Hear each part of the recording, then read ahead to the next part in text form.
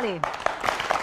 Kalau tadi Pak Renald sudah memberikan clue, narasumber kita kali ini adalah seorang mbah, kemudian galau, dan terakhir adalah ngawur karena benar. Berarti ini mbahnya galau dan ngawur. Mbahnya ini ya.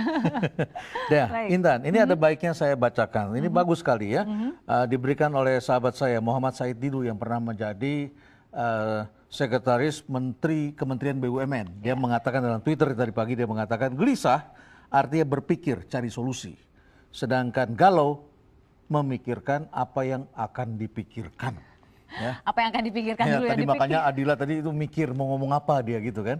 Karena dia masih galau, benar-benar galau puncaknya. Ya. Nah itu cukup menarik sekali ya. Dua tadi gelisah dan galau. Sepertinya sama tapi ternyata berbeda sedikit. Ternyata berbeda ya. Oke, baik kalau gitu Pak Renald dan juga sahabat Ruban yang ada di sini. Kira-kira siapakah narasumber kita? Kita sebelum panggilkan, ini dia fittingnya untuk Anda. Agus Hadi Sujiwo atau kini lebih dikenal dengan nama Sujiwo Tejo adalah seorang budayawan Indonesia. Lulusan ITB kelahiran Jember 51 tahun lalu ini sempat menjadi wartawan di harian Kompas selama 8 tahun dan berubah arah menjadi seorang penulis, pelukis, pemusik, dan dalang wayang.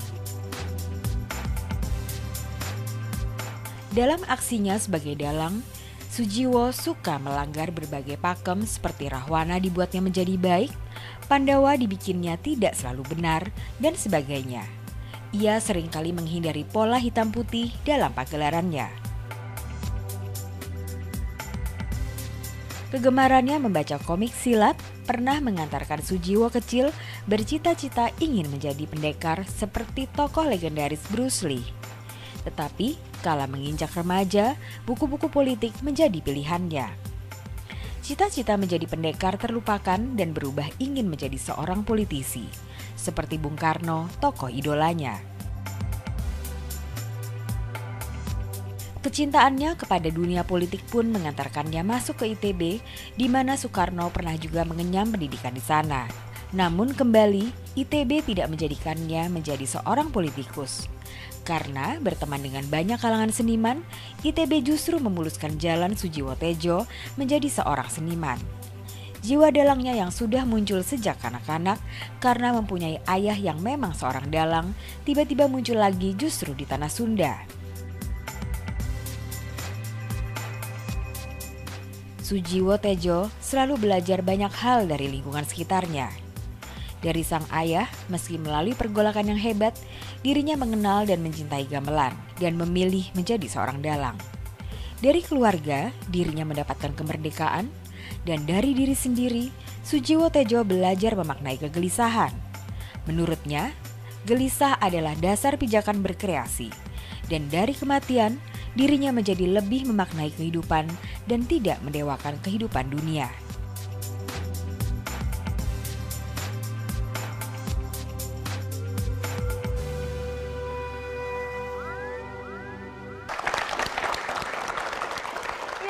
Pasti sudah setuju semuanya ya kalau ternyata beliau yang berani ngawur tapi benar. Langsung saja kita panggilkan Mbah Sujiwo Tejo.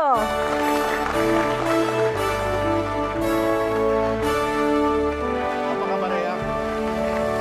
Ini Mbah atau Eyang? Nanti dulu ada yang berbeda dari sarungnya. Sarungnya adalah isinya puisi dari Mbah Sujiwo Tejo. Puisi. Puisi itu isinya. Puisi, ya. Terus ada puisi apa ini Mbah? Ditulis sendiri? Puisi-puisi cinta. Puisi cinta. Jadi saya tanya dulu, yang inspirasi desanya sebelah mana nih? Baik, kalau gitu silakan. Ya, Pak Renald dan juga Mbah. Saya bingung ini. Iya. Saya bingung apa galau saya ini ya. Saya mau panggil Mbah, tapi kayaknya bukan Mbah saya. Saya mau panggil Eyang, ketukar dengan Eyang Subur. Yang makmur. Eyang makmur. Apa bedanya subur dengan makmur? Anda nge-tweet? Subur nggak abadi. Subur nggak abadi? Ada periodenya, tergantung kalender. Oke. Kalau makmur lebih nggak pakai kalenderan. Nggak pakai kalender. Jadi Anda lebih senang yang lebih abadi. Kapanpun. Dan subur mengumpulkan banyak selebriti. Saya mengumpulkan wayang-wayang ini. Wayang-wayang. Beda ya. Iya, Beda. Ya. Mbah Jiwo. Ini panggilnya soalnya di sini teman-teman kalau nge-tweet sebutnya Mbah, ya, Mbah Jiwo. Tadi kita bicara tentang gelisah dan galau. Dan dalam beberapa kesempatan Anda pernah mengatakan bahwa di masa mudanya Anda adalah orang yang gelisah. Tapi buru-buru kemudian Anda mengatakan, saya gelisah tapi saya nggak galau loh. Kenapa Anda buru-buru kemudian menutupi bahwa gelisah ini beda dengan galau? Agak susah ya, terutama teman-teman di rumah juga. Ini saya pertama kali diwawancari Profesor Ghazali. Diwawancari guru besar. Saya pernah dulu pertama kali waktu Angelina Sondah masih itu kita berangkat bareng ke Jogja ngasih ini juga sama Pak. Oh, long time ago. Sekarang di tempatnya masing-masing sudah. Ya. Ya, gelisah itu bingung, Ya. tapi sumbernya dari pertanyaan siapakah aku? Sumbernya adalah siapakah aku? Kalau galau, ini saya ngawur loh ya jawabnya. Kalau galau itu bingung tapi nggak ngerti bingung apa. Galau bingung tapi nggak ngerti bingung apa. Yeah. Sehingga kalau menurut saya, misalkan dalam cerita wayang Pak Renald, ada namanya Bima, ada tahu semua ya Bima, Bima ya. Bima itu orang yang bukan orang yang galau, tapi gelisah. Dia bertani, terus kemudian ditepuk tanganin karena sukses. Wah dia itu merasa petani. Iya kan? Dia merasa petani. Tiba-tiba ada penjahat datang, mau merampok hasil tani. Dia melawan penjahat itu, menang. Wah ditepukin prajurit. Dia seorang serdadu. Bingung kan, aku ini sebenarnya siapa? Aku ini siapa? Tiba-tiba ada orang datang ya, kayak Aldila yang datang ke Pak Renald. Mau guru, dia kasih guru. Banyak muridnya, berjuta-juta. Tiba-tiba orang pada datang. Akhirnya dia bingung mencari sendiri dan akhirnya ketemu dalam lakon terkenal Dewa Ruci, yaitu ketemu dirinya sendiri. Artinya yang saya mau bingung sumbernya gua ini siapa? Gua ini siapa? Nggak ketemu? Nggak ketemu tapi ada actionnya kan? Bukan gua siapa terus aku di kamar gua ini siapa? Oh gua ini pedagang nyoba jadi dagang. Tanya waktu itu gua ini petani nyoba jadi ada action. Ada action dan kemudian suatu ketika ketemu. Suatu ketika akan ketemu. Itu gelisah. Itu gelisah. Kalau galau? Kalau galau itu berputar-putar tapi tanpa poros. Tanpa poros. Saya whirling dance, tarian sufi bagi saya itu gelisah. Ini head. Tapi ada porosnya kan? Ada porosnya, ya, betul. Nah kalau galau mungkin nggak tahu karena nggak ada porosnya. Dan nggak ada polanya? Nggak ada polanya, itu galau. Jadi Anda mudanya galau atau gelisah? Orang saya bilang tidak adil mengadili diri sendiri. Karena mengadili sendiri itu ada dua kemungkinan. Dia bisa sombong. Kedua dia bisa frustasi loh. Misalkan dia habis diputus cinta, kamu sih sangat mengadili diri sendiri. Karena begini, pantesan akibatnya dia bunuh diri. Maka jangan pernah mengadili diri sendiri. Jangan pernah mengadili diri sendiri. Biar orang lain aja. Misalkan datang ke, kenapa kok aku putus sama dia? Datang ke tante atau datang ke Pak Renald. Oh coba, cewekmu kayak apa sih dulu? Oh mungkin gini. Jadi dia nggak merasa 100% salah. Nggak terbebani sendirian. Dia ada tempat untuk bertanya, tempat untuk diskusi. Oke. Pada waktu tapi jangan juga menghina kegalauan, karena ilmu pengetahuan dibentuk oleh kegalauan. Yaitu Newton itu didasarkan pada temuan Galileo Galilei. Apalagi setelah Newton menemukan hukum gravitasi bumi itu didasarkan pada Galileo Galilei. Enggak, ini guyon. Apalagi setelah apel jatuh. Iya, itu karena Galileo. Karena galau itu. Jadi orang-orang galau. Dan ketika galau banyak orang yang mentertawakan juga sebetulnya kan.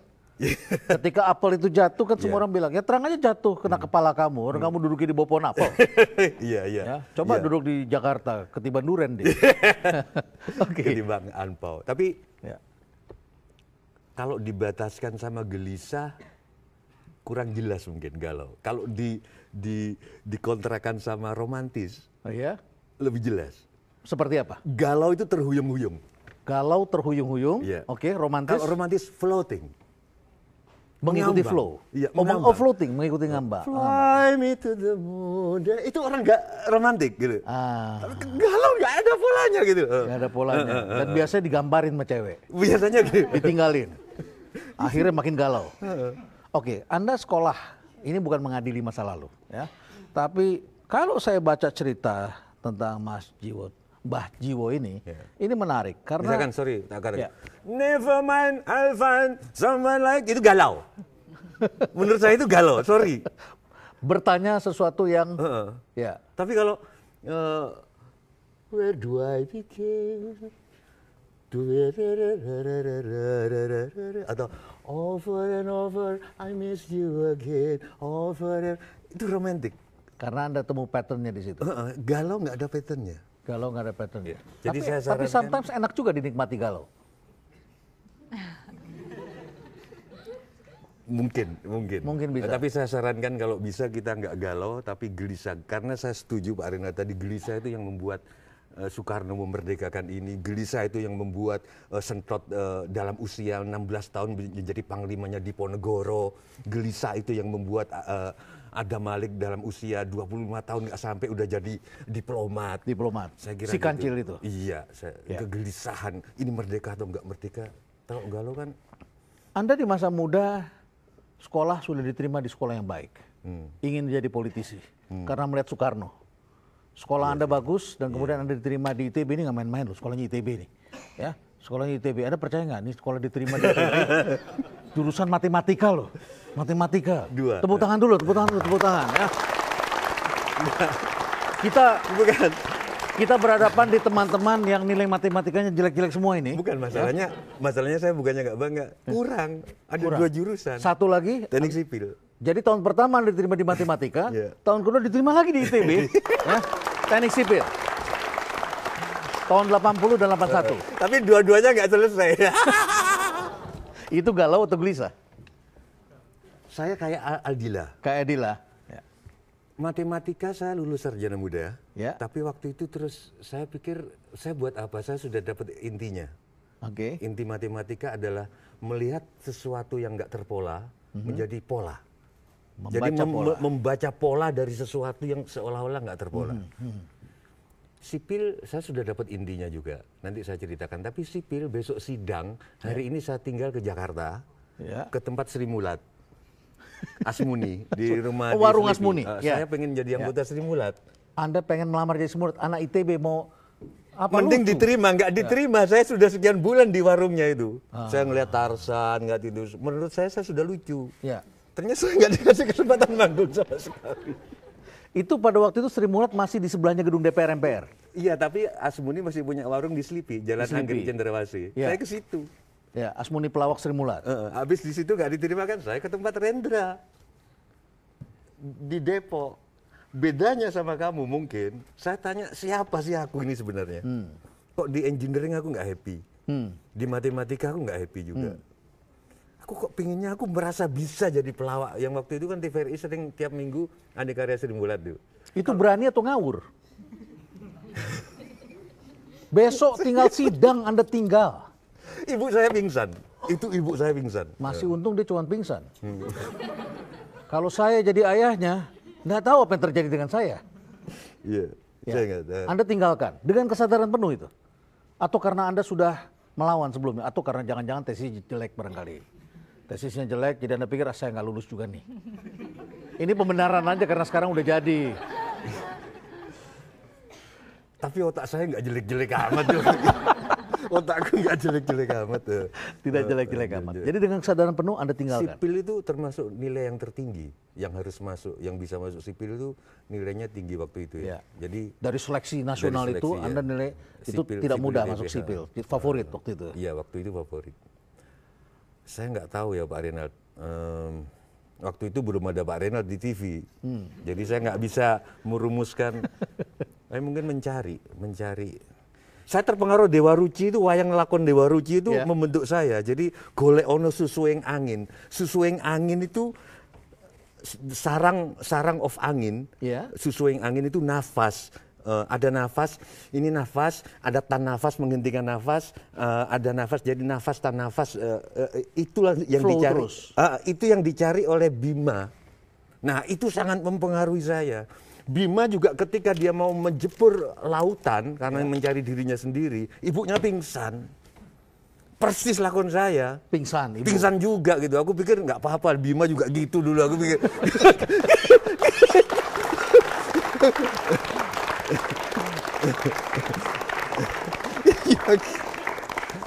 Jadi Ibu pingsan karena mendengar Anda meninggalkan ITB. Ya, tapi waktu itu dialognya yang saya tonton dari Pak Anom Suroto itu Dalang.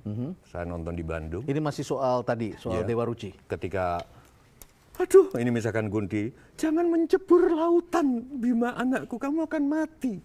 Jawaban Bima, Bu, siapa yang mengajari aku bahwa harus menuruti kehendak budi, kehendak hati? Aku anak Ibu sendiri. Nah sekarang aku mau nuruti hatiku, kenapa kamu penggak? Itu yang dijalankan? Iya. Suara hati? Iya, katanya harus nurutin suara hati. Tapi Anda sudah berpikir akan kemana walaupun itu kemudian gagal? Yang saya cari adalah makanya habis dari Sri Mulat saya ke Mas Rendra di Depok. Saya ketemu pintu lain? Subuh-subuh Mas Rendra juga kaget waktu itu almarhum. Sudah ada saya di rumahnya, di Jalan Mangga Raya 89 itu. Ya, baik. Jangan diceritakan dulu, karena Adila juga sama begitu. Tengah malam dia datang ke tempat saya. Ya, baik. Intan. Baik, menarik sekali pembicaraan Mbak Sujiwo Tejo dengan Pak Renald Kasali. Nanti kita lanjutkan kembali ya Pak ya. Ya. Nah, pemirsa tadi tempat dikatakan bahwa ngawur karena benar. Karena ngawur dan benarnya ini maka timbullah sebuah perubahan. Perubahan apa saja yang terjadi pada diri Mbak Sujiwo Tejo? Anda jangan kemana, tetap di Rumah Perubahan Renald Kasali.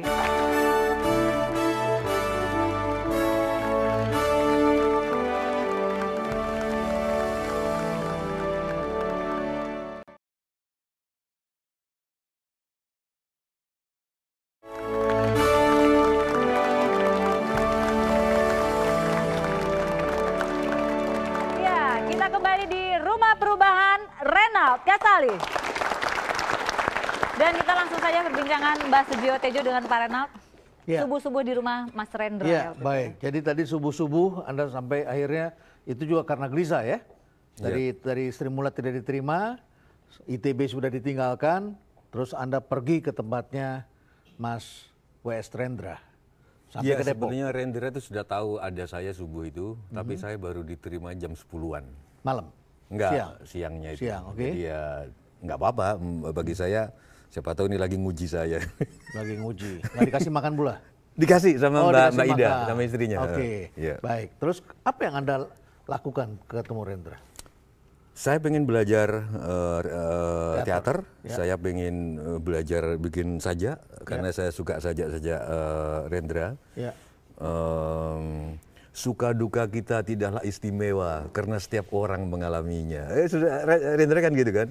Kesadaran adalah matahari, kesabaran adalah bumi, dan keberanian menjadi cakrawala. Jadi dari Rendra itu sajak Rendra bagi saya sederhana, tapi berdaya gugah.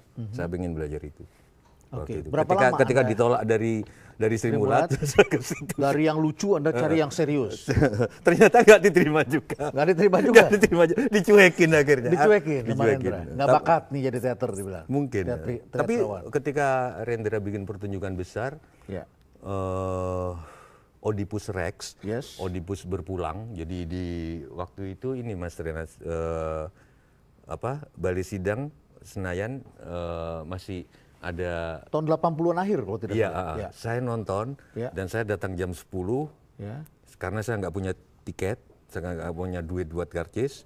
Saya datang jam 10, Rendra kaget lagi, lu ada kamu lagi, kenapa? Saya mau nonton tapi saya nggak punya duit. Jadi, bikin masalah lagi nih orang. Jadi saya di situ dari jam 10 pagi supaya supaya masih masuk ke dia. Masih masuk di dalam. Jadi saya bisa nonton. Bisa nonton. Oke. Jadi Anda akhirnya setelah itu Anda tidak jadi pemain teater, kapan ceritanya, bagaimana ceritanya bisa jadi dalang? Anda jadi wartawan dulu? Jadi wartawan, dalang ini kan gini Mas Renald, bapak saya dalang. Bapak dalang? Jadi lahir Mak Ceprut itu di rumah sudah ada gamelan. Dan tugas Mak Ceprut? Iya, sudah. Ininya sudah gamelan kan, karena gamelan bunyi terus. Oh, bunyi terus di rumah. Tapi waktu periode SMA itu saya di Situbondo itu, teman-teman saya yang punya duit kuliahnya di kota, di Malang, di Surabaya, di kota Jogja. yang lebih besar. Begitu pulang sambil main pingpong itu gitarannya udah blues, lagu-lagu di Purple, lagu-lagu. Teman-teman Anda? Stairway to Heaven, Nazareth. Anda masih gamelan? Saya malu banget. Nah sejak itu saya malu punya bapak dalang. Saya selalu menghindar. Nah, begitu di Bandung mungkin karena ada jarak, mungkin cinta itu memang dibentuk oleh jarak. Oleh jarak. Ada radio di Kiara Condong, nyetel malam-malam, nyetel gamelan. Ya mas, malam-malam saya lagi bikin gambar teknik sipil. Saya, gila gamelan ini indah banget gitu.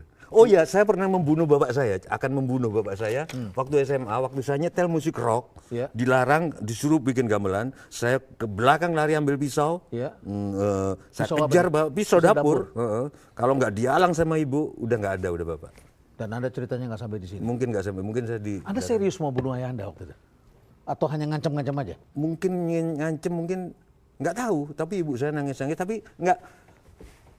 Ketika malam saya dengar itu, saya ingat saya ingat bapak itu, saya ingat itu, terus akhirnya Anda jatuh cinta.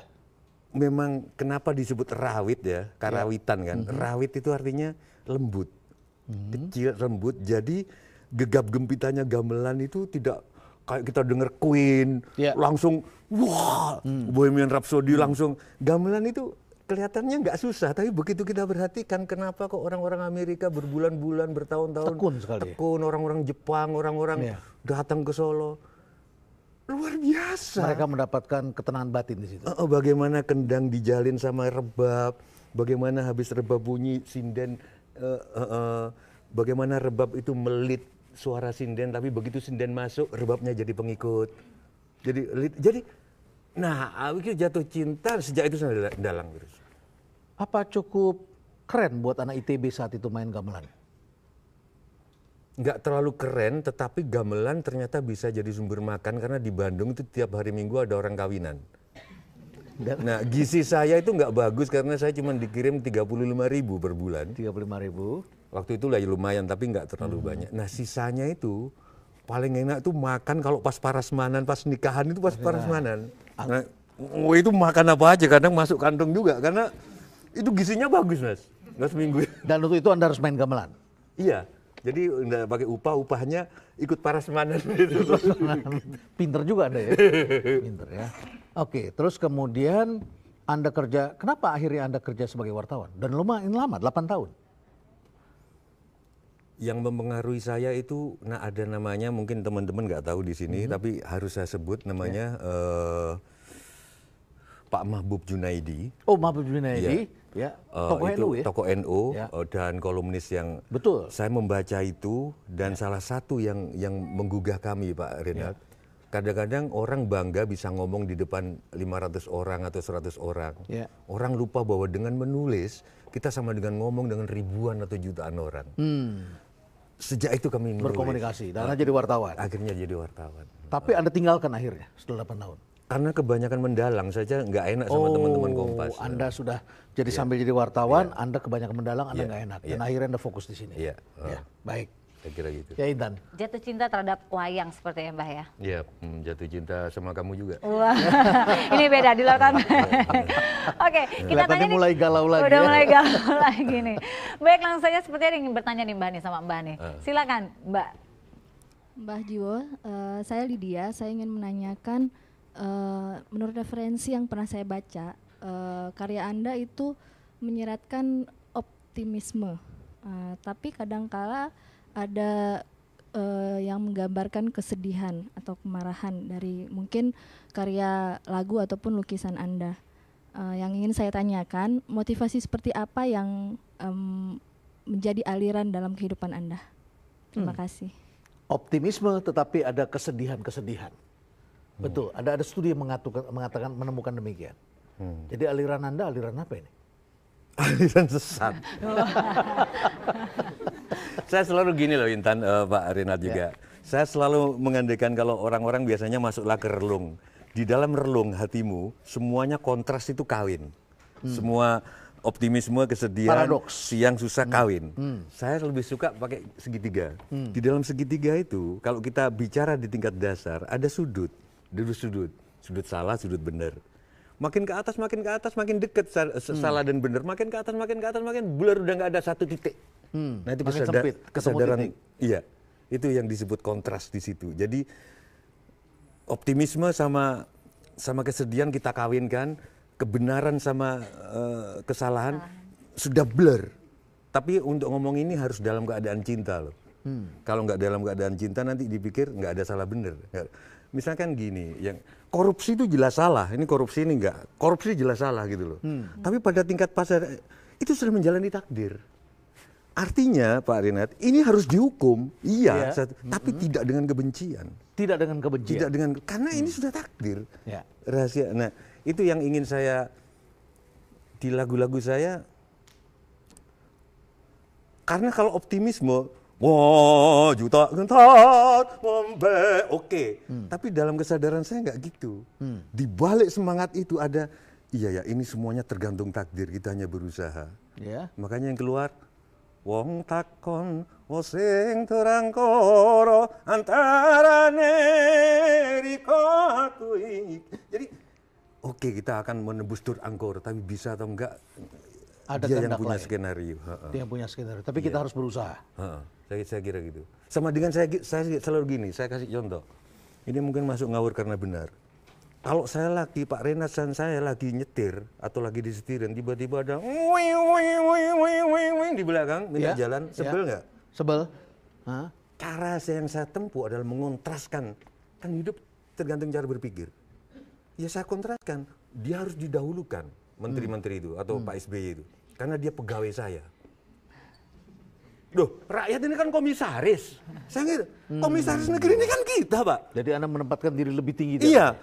Karena kita nggak punya waktu, nggak punya waktu kan kita sibuk gini nih kan, ya udah biar urusan itu dikerjakan Pak SBY. Nah, karena dia pegawai, karena dia pegawai, maka dia harus tepat waktu kan. Dia jalan duluan. Oh iya, dikasih jalan. Walaupun kita kesel. Loh, jangan, kalau kita kesel, jangan. Oh, jangan. Kita ini kan pemilik, boleh telat. Kan waktu kan santai gitu. Nah, gitu maksudnya. Pola pikirnya dirubah sedikit ya. Jadi kalau orang kan banyak yang marah itu kalau tiba-tiba mantenan udah panjang begitu suruh stop. Karena Bu Mega atau Pak SBY atau potret-potret kan sama pengantin kan, potret-potret kan kesel. Bisa nggak kesel dengan ngawur karena benar. Kenapa? Loh, Pak SBY sama Mbak Mega perlu foto bareng supaya pengantinnya nanti kalau punya anak bisa cerita. Ini loh, dulu Bapak Ibu punya pegawai ini gitu loh. Gitu. Ada kebahagiaan tersendiri di situ. Menunjukkan bahwa Jokowi itu pegawai kita. Kita bisa jadi gubernur tapi nggak punya waktu. Iya kan Pak Renat sibuk ngajar di UI. Mana punya waktu jadi gubernur? Saya juga sibuk dalang. Intan, ya udah suruh Jokowi yang jadi. Jadi harus menerima kenyataan itu ya. Harus dengan menerima kontras, itu. dengan berpikir kontras, saya dulu waktu bapak saya kalau habis putus cinta suruh apa coba? Ini yang putus cinta bapaknya atau Anda? Saya. Anda ya, oke. Berdiri di depan laut, lama-lama. Di pantai? Pantai. Ya, supaya kau akan mengatakan bahwa suka dukamu itu nggak ada apa-apanya dibanding luasnya alam ini. Suka dukamu tidak ada apa-apanya dibandingkan dengan luasnya alam ini. Baik, Pak Renal dan juga Mbah, masih ada satu lagi nih yang bertanya nih. Boleh ya kita kasih kesempatan ya, silakan. Terima kasih. Saya mau tanya kepada Mbah Jiwo, kan Mbah Jiwo termasuk seniman yang eksentrik. Apakah tidak takut adanya pencekalan? Yang pertama. Yang kedua, bagaimana Mbah Jiwo memaknai arti sebuah kemerdekaan? Dan yang terakhir, bagaimana Mbah Jiwo memaknai kemerdekaan terhadap keluarganya? Baik, terima kasih. Banyak juga ya. Ada lupa 3 nih. Ya. Seniman yang eksentrik. Takut dicekal, sekarang kan sudah demokrasi. Paling televisi kalau komersial barangkali. Salah satu yang paling saya ingat dari Pak Renald adalah kamu ingin dibicarakan orang ketika kamu masih hidup, atau kamu ingin dibicarakan orang ketika kamu di pemakaman, ketika kamu mati? Enggak, pertanyaanku. Masih hidup. Berarti yang kamu cari adalah brand. Kalau yang kamu cari adalah image. Kalau yang kamu cari adalah brand, kamu akan mencari apa yang ingin orang katakan di pemakaman kamu. Saya milih yang kedua. Saya milih brand daripada image. Bisa dikoreksi nanti. Nah itu yang antara lain mendrive saya gitu. Sehingga saya nggak peduli apapun kata orang. termasuk dalam dunia wayang, kenapa Rahwana saya bikin baik, kenapa Rama. Di dalam wayangan saya, Rahwana tidak menculik Dewi Sinta. Tetapi Sinta justru yang pengen diculik Rahwana. Dibalik begitu? Karena ada reasonnya ya. Perempuan manapun Pak Renat, pasti bosen kalau punya suami yang lurus terus jalannya nggak pernah serong-serong. Itu sudah lah, kita akui aja deh. Bosen, boring. Tapi kalau bad boy itu kan, wah ini sama siapa lagi nih? Aduh, jadi dia terus memelihara cintanya kan? Bad boy itu? Bukan, si cewek ini. Oh, si kalau cewek bersuami kan bad boy. Mau nggak mau dia harus memupuk terus tersenuhnya itu kan. Kalau dia cinta? Nah, karena ini bad boy. Ini kalau dia baik ya betul. Lama-lama bosen. Tapi akibatnya sekarang diterima di kalangan pedalangan bahwa Rahwana itu juga nggak jelek-jelek amat. Jadi yang bad boy yang mana? Seharusnya Rahwana. Rahwana. Jadi Sinta justru yang mengejar-kejar kan Rahwana. kalau di dalam cerita Pakem itu Sinta yang diculik oleh Rahwana. Betul. Rahwana ini jahat ini. Rahwana 12 tahun dia disekap. Nah di wayang saya enggak. Ini ada Rama, ada Sinta. Tiba-tiba ada Rahwana di kejauhan. Nah dia, ini kece juga nih gitu. Nah, dia flirting ke sana. Dia flirting, disuruhlah dia mencari Kijang Kencana. Si Rama, begitu dia mencari Kijang Kencana, dia nggak ada pengawalnya. Nah, nyahnyo. Jadi versi saya gitu. Nah, tapi maksudku akhir-akhir ini tuh diterima. Jadi takut atau enggak dicekal, sejauh ini saya nggak dicekal sama pedalangan kan ada organisasinya juga.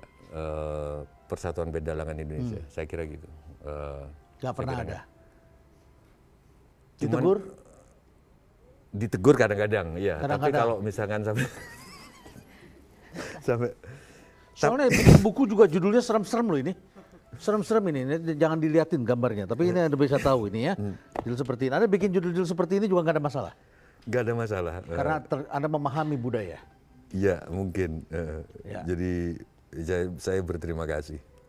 Ya, saya juga berterima kasih anak-anak saya, juga istri saya yang bisa memahami saya kayak gini. Meskipun anak-anak saya malu loh punya bapak kayak saya. Serius. Serius, malu. Malunya karena apa? Gini, saya baru tahu kemarin. Jadi saya sama anak saya gitu loh. Saya sama anak saya terus ketemu orang.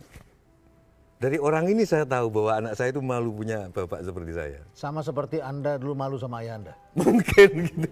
Hukum karma. Jadi si ibu ini, oh kamu anaknya Pak Tejo ya, kamu temannya si ini ya, gitu loh. Di UI kan, iya. Oh kamu kenapa malu punya bapak kayak dia? Gitu. Aku baru tahu ternyata dia malu. Ternyata dia malu. Mungkin karena Anda aneh barangkali. Mungkin. Mungkin kita bisa menjawab lagi pertanyaan yang selanjutnya ya tadi. Apa arti kemerdekaan menurut Mbah dan juga kemerdekaan bagi keluarga? Kalau kamu sudah bisa ngelihat orang apa adanya, nggak hitam putih lagi. Pak Renat, sorry, Intan, bagi saya merah putih bukan lagi berarti berani karena benar. Tapi merah putih, saya sependapat sama salah satu paham di Kejawen, bahwa merah putih artinya berani menerima baik dan buruk apa adanya. Berani menerima baik dan buruk apa adanya. Saya kira itu. Karena itu salah satu yang saya tekankan di kelompok saya, Jancukers namanya di tweet itu, bahwa kita boleh memaki-maki orang, tetapi begitu dia sudah kena jadi tersangka atau masuk bui, stop segala makian.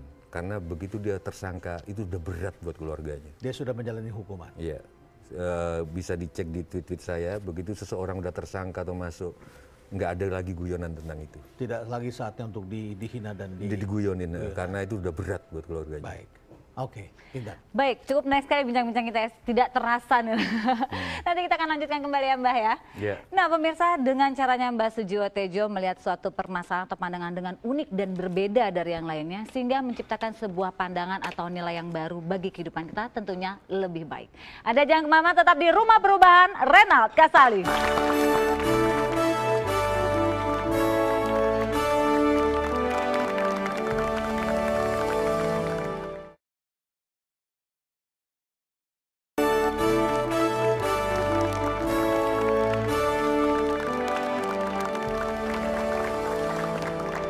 Kita kembali di Rumah Perubahan Renald Kasali. Dan kita masih akan mendengarkan Pak Renald dan Mbah untuk berbincang kembali. Baik, Mbah Jiwo, Anda selalu membawa punakawan. Dan punakawan ini mempunyai cerita sendiri bagi Anda. Apa artinya punakawan-punakawan ini bagi Anda? Sebelumnya saya koreksi dulu, semua salah kaprah. Benernya ponokawan ya. Pono itu artinya enlighting. Oh, enlighting. Ya. Okay. Kawan itu 4 karena selalu 4. Jadi 4 orang yang menginspirasi. Ya. Dan ponokawan ini di Jawa disebut wulucumbu, Pak. Wulucumbu. Wulucumbu itu sorry kalau nggak sopan. Wulucumbu ini loh. Ini loh. Bulu. Nah, ini wulucumbu. Okay. Jadi kenapa kok wulucumbu? Karena letaknya di depan di dalam melangkah. Ya. Yang saya maksud adalah bahwa idealnya setiap orang di dalam melangkah itu yang dikedepankan adalah ponokawan. Yang dikedepankan itu maksud saya. Yang dikedepankan ponokawan karena itu disebut wulucumbu.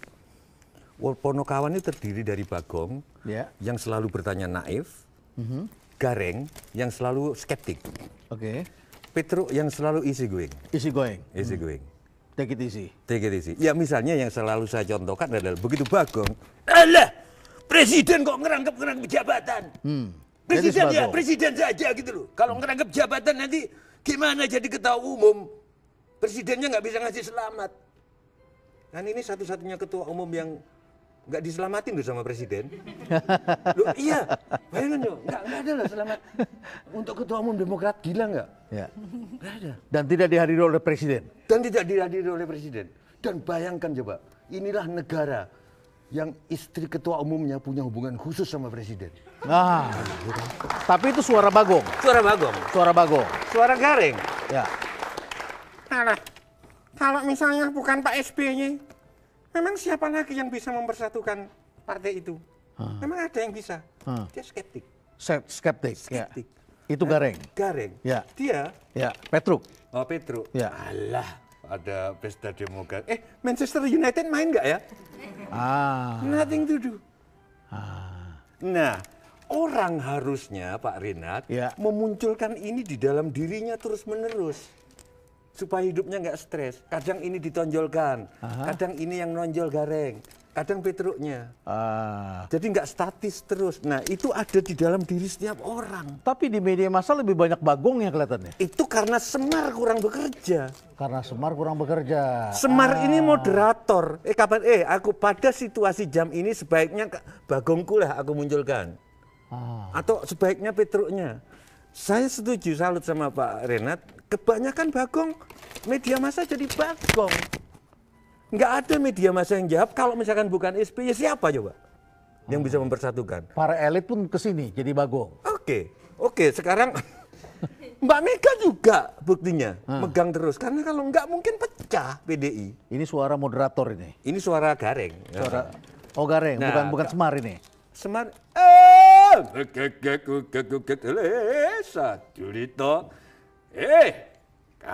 ono ketua anyar Demokrat, muncul kamu Gareng yang lebih dominan, tergantung dia. Ya. Tapi kadang-kadang, dia Petruk nggak urusan ini gimana nyari pisang goreng yang enak. Gitu. Iya. Muncul musik, lawakan, bercandaan. Misalkan, itu suara anak muda itu biasanya. Suara anak muda. Ya. Misalkan berita soal itu yang ditanggapinya, yuk kita diskusi soal galau yuk. Gitu. Nah, ini yang harus berperan, Pak. Ya. Ini yang akan bisa Semarnya Pak Renald ini yang akan mengatur sendiri kapan Pak Renald menggarengkan dirinya ketika kuliah atau kapan membagongkan dirinya. Kapan mempetrukkan. Semar ya. Oh, Semar. Semar ini siapa? Satu-satunya orang yang sembahyangnya tanpa waktu. Sembayangnya tanpa waktu. Yang lain-lain kan ada yang 5 kali, ada yang seminggu, ada yang... Dia sembahyangnya setiap saat, setiap detik, sajadahnya seluas bumi. Anytime. Jadi setiap saat itu menyebut nama Tuhan. Jadi ketika dia melawak untuk Ndoro Arjuno, untuk bosnya, atau ketika dia, itu semua bagian yang sah dari sholat dia. Ketika dia melawak bagian sholat dia, ketika menyanyi bagian dari sholat dia untuk mensyukuri. suci. Air persuciannya bukan air, tetapi amal perbuatan. Yang wudhu dia itu bukan air, tapi amal perbuatan dia. Di Indonesia ada Semar. Boleh saya ngomong di sini? Saya merinding ngomong, saya nulis serial Semar di salah satu koran di Jawa Timur. Sejak beliau nggak ada, Semar itu nggak ada. Jadi cuma saya tulis garing. Kenapa? Sejak beliau nggak ada. Beliau itu siapa? Gus Dur. Gus Dur. Yep. Karena bagi saya itu representasi. Dia nggak peduli mau orang ngomong apapun soal dia. Sometimes dia bercanda, dia easy going. Yep. Dan dia mengerti. Saya jadi nggak enak ngomong ya. Jadi. Tapi saya nggak pernah nulis lagi soal Semar di koran itu. Jadi serialnya ya cuman Gareng Petruk Bagong aja. Semar kadang-kadang datang. Semar sudah muksa bersama pemakaman beliau di Jombang. Dan ada kehilangan. Agak sih. Apalagi negeri kayak sekarang ini Palopo seperti itu. TNI dan polisi dipecah belah oleh mafia apa, entah mafia narkoba. Harus ada tokoh pemersatu lagi. Udah nggak bisa. Yang sudah nothing to do dengan omongan orang. Bayangkan Gus Dur ketika berhubungan sama Israel nggak ada urusan sama pendapat para ulama, nggak ada di jalan sesuai hatinya. Semar gitu. Dan kita merindukan itu. Iya. Oke, baik. Mas Jiwo, Mbah Jiwo, ya.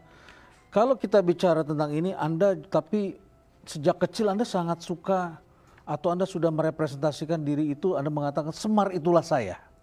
Saya bayangkan secara GR, Semar itulah saya.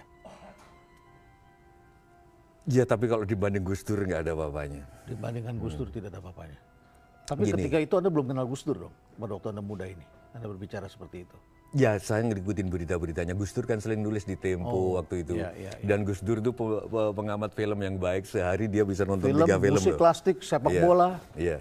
Segala Jadi hal. saya ngikutin tulisan-tulisannya. Kenapa Semar? Karena saya praktis sekarang nggak pernah berdoa loh, Pak. Saya ikut Semar ini. Karena setiap saat adalah berdoa. Bukan, karena doa Semar cuma satu. Apa itu? Terima kasih. Terima kasih. Iya, baik. Sekarang giliran saya. Mbak Jiwo, mau duduk sebentar, saya harus bercerita sesuatu. Ada satu buku lain yang saya bawa di sini yang judulnya adalah Remember Who You Are. Remember Who You Are. Hari ini kita bahasanya campur aduk ya. Ada bahasa Jawanya yang sangat istimewa, spesial, bahasa lagunya, bahasa dalangnya, wayangnya, ada bahasa Inggrisnya, ya bahasa buku, dan tentu saja banyak hal yang kita pelajari. Bagaimana seorang Sujiwo Tejo, seorang mbah yang di Twitternya kita seringkali menyebutnya Mbah Jiwo, ya. Bagaimana seorang Sujiwo Tejo sejak muda sudah diterima di sebuah sekolah yang bagus, sekolahnya bagus, salah satu tempat yang terbaik di Indonesia, dan juga kemudian masuknya tidak mudah, tapi setelah dia diterima, dia justru tertariknya dengan gamelan. Kenapa? Karena ada ini, Remember Who You Are, yang masuk dalam alam bawah sadar. Ada orang tua yang memaksakan sesuatu kepada anaknya, dan anaknya tidak jadi apa-apa. Ingatlah bahwa anak-anak itu juga rindu menjadi dirinya sendiri. Tetapi sebagian besar dari kita ingin mewariskan, kita ingin memaksakan sesuatu kepada anak-anaknya. Ada anak-anak yang menjadi sesuatu karena menemukannya. Tiba-tiba dalam belajar di ITB, Mbah Jiwo tiba-tiba kemudian mendengarkan lagu gamelan. Ya. Gamelan dari sebuah radio dan dia menemukan keindahan itu dan mengalirlah itu. Bahkan kemudian ke Jakarta di tengah kegalauan, saat itu mungkin dapat dikatakan galau, mencarilah tempat di Jakarta, melamar ke Sri Mulat. Padahal besoknya harus ujian di ITB. Ditinggalkan, ibunya pingsan, kemudian setelah itu tidak diterima pula di Sri Mulat, ya mungkin karena terlalu serius barangkali. Tetapi kemudian setelah itu mencari tempat lain lagi di tengah kegalauannya. Ketemulah tempat W.S. Rendra. Tetapi juga tidak diterima. Dan akhirnya kemudian berprofesi sebagai wartawan cukup lama, 8 tahun. Tetapi yang mengalir adalah Remember Who You Are. Dan Mbah Jiwo kemudian asik dengan dalangnya. Memainkan para ponokawan dan juga tokoh-tokoh wayang lainnya. Dan itu mengalir begitu deras di dalam hati dan pikirannya Mbah Jiwo ini. Ada orang yang terpanggil tetapi tidak tidak pergi, tidak mendekati. Dia hanya galau. Ada orang yang terpanggil dan dia mendatangi, dia mengetuk pintu, dia mencari pintu. Dari satu pintu ke pintu lainnya. Kecerdasan yang kita miliki pada dasarnya hanya merupakan potensi. Potensi itu belum menjadi apa-apa sebelum kita menemukan pintunya. Potensi wajib dijalankan, mengetuk pintu. Ketika kita mengetuk satu pintu, tidak semua pintu membukakan kita. Ada kalanya pintu itu menutup. Dan kemudian kita harus mencari pintu lain. Tapi berkat dia tutup, kita menemukan pintu lain yang barangkali lebih tepat dengan kita. Saya coba menganalisis bagaimana orang-orang tua memanage keturunannya. Orang-orang tua yang hebat menjaga DNA-nya agar DNA yang baik itu pada level berikutnya juga bisa meneruskan apa yang sudah dibangun orang tuanya. Apa yang terjadi justru adalah duka cita demi duka cita, kesulitan demi kesulitan. Coba kita lihat Kennedy, Joe Kennedy, orang tua dari JFK. Ya, begitu kaya raya, mempunyai properti, dia melakukan import ilegal terhadap minuman keras, kemudian dia mempunyai banyak usaha, manufacturing dan lain sebagainya. Dia juga mempunyai saham yang sangat banyak sekali, tapi kemudian dia jadikan anaknya presiden, dia jadikan anaknya senator, kemudian cucunya juga menjadi anggota parlemen. Tetapi generasi ketiga kita juga membaca, generasi keempat juga kita membaca, yang juga disebutkan dalam masyarakat, kamu memiliki DNA yang bagus, dipaksakan untuk masuk ke sana. Mereka mempunyai panggilan jiwa sendiri, yang akhirnya mereka bunuh diri, mengalami kecelakaan, kesulitan dan lain sebagainya. Kita saksikan pula di Yunani. Yunani sekarang kita lihat mengalami duka cita yang sangat besar, krisis yang sangat mendalam. Tapi kalau Anda pergi ke Yunani, itu adalah warisan dari Papandreou, seorang tokoh yang menjadi presiden atau perdana menteri di Yunani. Generasi itu berganti generasi adalah keluarga Papandreou. Apa yang terjadi? Generasi keempat Andreas Papandreou memimpin Yunani dan hanya dalam tempo 2 tahun mengantarkan Yunani pada krisis yang terhebat sepanjang sejarah Yunani. Kita lihat lagi keturunan tokoh-tokoh besar lainnya. Dan beruntunglah Tutut tidak meneruskan apa yang diwariskan oleh Soeharto. Saya kira itu juga berat. Dan saya juga melihat mungkin ini berat bagi keturunan orang-orang hebat. Apakah ini ada di Puan Maharani, apakah ini juga ada di Ibas barangkali. Ketika di sidang, sidang luar biasa, apa itu namanya, KLB, ya KLB, kita melihat Ibas, saya melihat beberapa kali melihat jam tangan. Ini berbeda sekali dengan peserta lainnya. Banyak orang-orang yang perlu melanjutkan tetapi juga mengalami kesulitan. Karena anak-anak kita ini memiliki sejarah yang berbeda dengan orang tuanya. Orang tua dibentuk oleh sejarah. Tapi anak-anak ini bisa sampai pada suatu tempat kalau dia menemukan pintu itu. Dan menemukan pintu ini bukanlah persoalan yang mudah. Setiap generasi bisa diajarkan, bisa ditanamkan, tetapi mereka harus menemukan sendiri, menemukan caranya. Dan itu memerlukan satu perjuangan, memerlukan tempaan. Dan setiap orang mengalami tempaan-tempaan yang tidak sama.